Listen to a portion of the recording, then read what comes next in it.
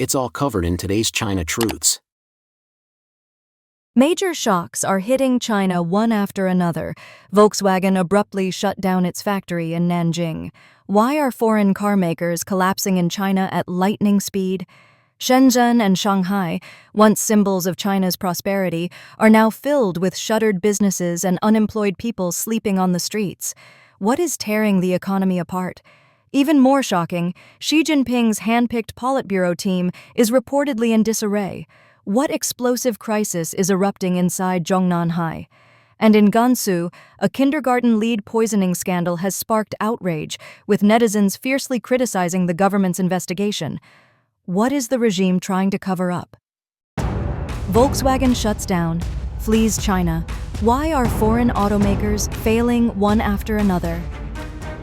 Foreign car companies are being crushed in the Chinese market. Even the once dominant Volkswagen was forced to abandon Nanjing in disgrace. On July 11th, Reuters confirmed that Volkswagen's joint factory with SAIC in Nanjing will be permanently closed.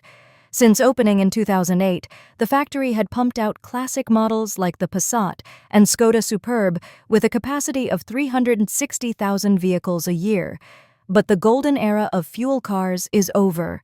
Located in Nanjing's city center, the factory faced logistical bottlenecks and skyrocketing transformation costs. In the end, Volkswagen had no choice but to pull the plug. Though production of the Passat will move elsewhere in Jiangsu, the closure is a brutal blow.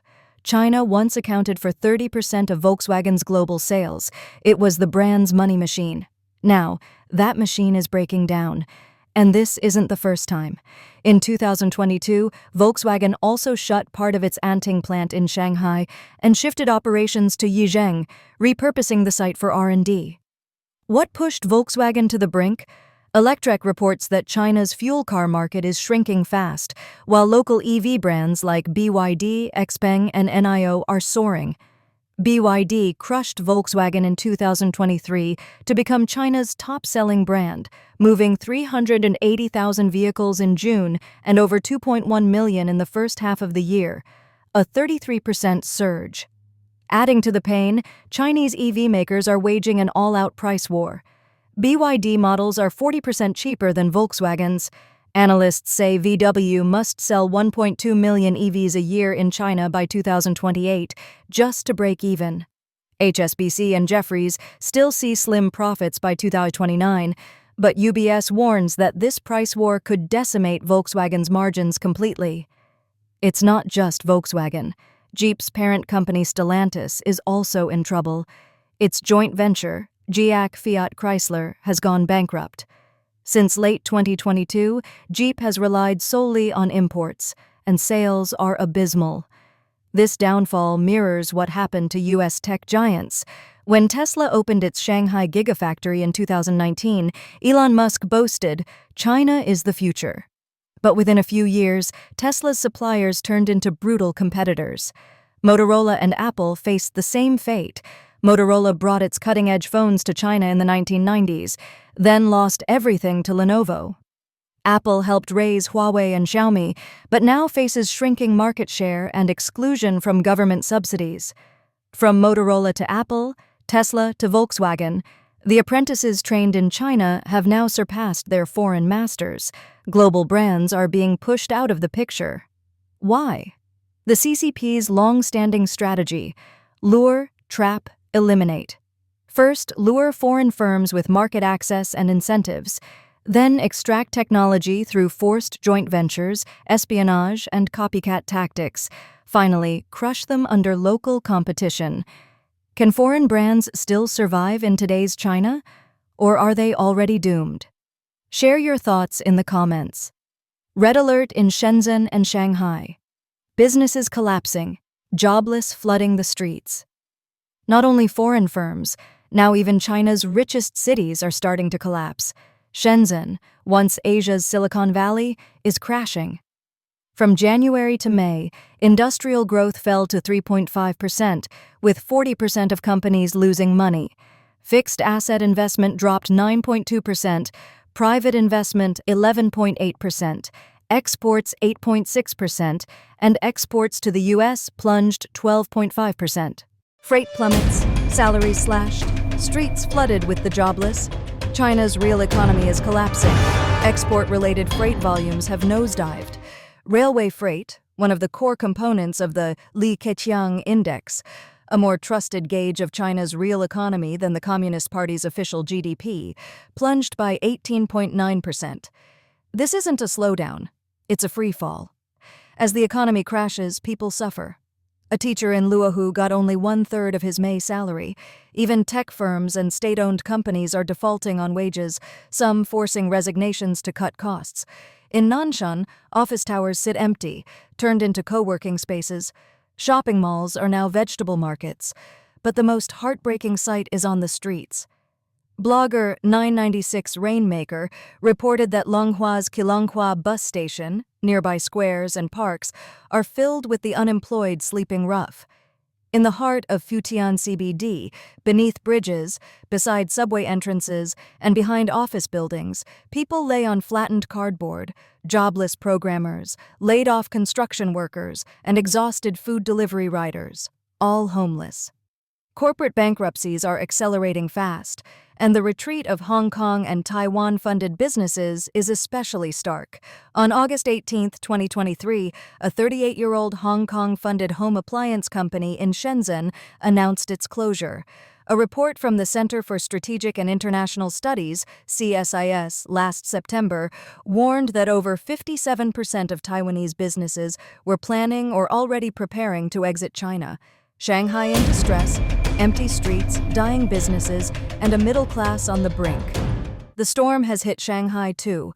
Despite an official Q1 GDP growth of 5.1%, ordinary residents feel like the city is slipping into decay.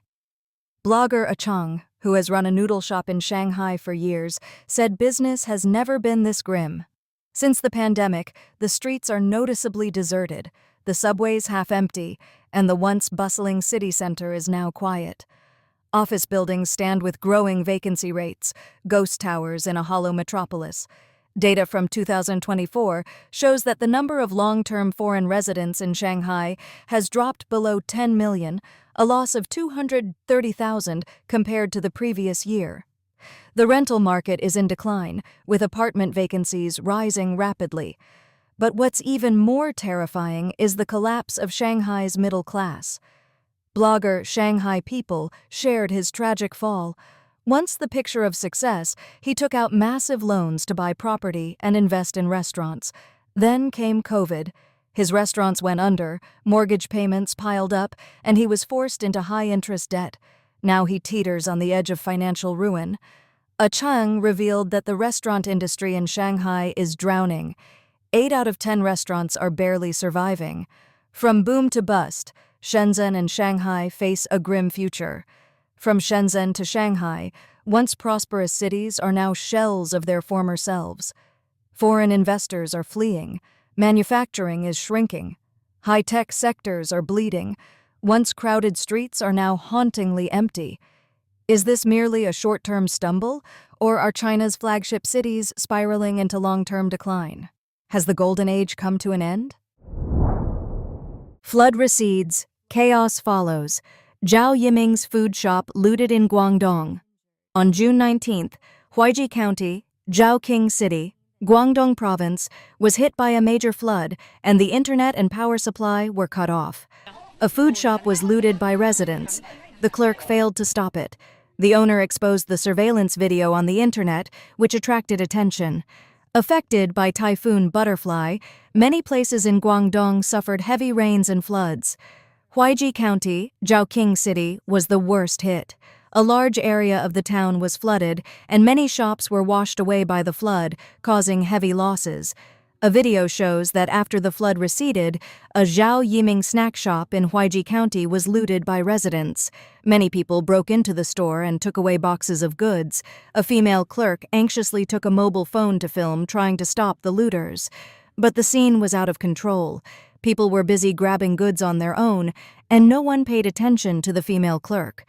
The video shows that the people who entered the store to loot included men, women, young and old, and some even brought children a few years old to loot in the store. After the incident, the store owner posted a surveillance video of the store being looted online. In the post, she complained in tears that local residents looted all the goods that the employees had risked their lives to carry to the second floor.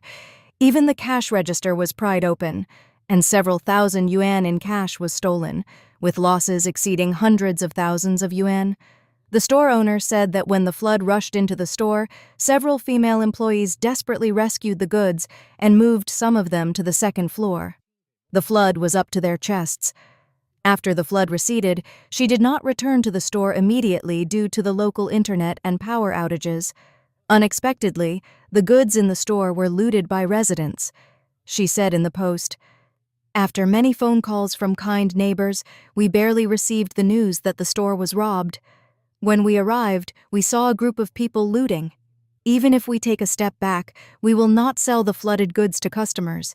Even if I don't mind you entering the store to take them away, what about all the intact goods that our employees have moved to the second floor with great effort? Why do you want to steal and rob? Why do you think that others don't want the intact things? Why do you think that I don't want the thousands of yuan in the cash register that I didn't have time to take away?" Seeing the store in a mess after the flood and looting, the owner tearfully accused the looters, "Why do you make other people's losses worse?" After the flood, the Zhao Yiming snack shop in Huaiji County was looted, which attracted public attention. Many netizens were shocked. "The boss is so unlucky. Business is already difficult this year. I can't believe this happened in Guangdong. Isn't this robbery? Someone stopped it at the scene." Another netizen said, "How many of these people who robbed things were previously laughing at other countries' Zhuo-yuan shopping? Turning around, they became one of them, which is too ironic. Disasters are not an excuse for you to become robbers. There are always some people who like to stir up trouble, thinking that the law does not punish the masses. Be careful of the cycle of cause and effect. I urge those who want to help Huaiji to stop helping." According to New Tang Dynasty, Huaiji County has been hit by heavy rains since June 14th. Local people revealed that the serious floods in the town were related to the continuous and unannounced flood discharge from the upstream reservoir. Mr. Chen, a villager in Zhongzhou Town, Huaiji County, said, "There was no warning, and the water came very quickly. Within 10 minutes, the first floor was basically flooded, and the market was almost 2 meters deep." Mr. Zhang, a merchant in Huaiji County, said, "There is too much water flowing down from upstream to Huaiji, and I dare not sleep. My stall has been flooded, and the water has reached my neck." A video shows that the flood directly poured into Huaiji County, and Zhongzhou Town was instantly engulfed by the flood, and many houses and vehicles were flooded. The first-floor stores of some shops were all flooded, and a large amount of goods was washed away by the flood. Local officials reported on the 18th that 19 towns and villages in Huaiji County were affected. The affected population reached 183,000. 68,000 people were urgently evacuated. 898.51 hectares of crops were affected, and 16 schools and hospitals were damaged. Because the CCP has always concealed the disaster, the actual casualties are unknown. Local people said that after the flood, the local network and power were cut off, food and drinking water were lacking, the government did not provide rescue, and the people relied on self-help. Please share your thoughts in the comments section below. We will keep reporting on the COVID surge in China, so don't forget to subscribe to our channel and turn on the notification bell to get the latest videos. And thank you for tuning in.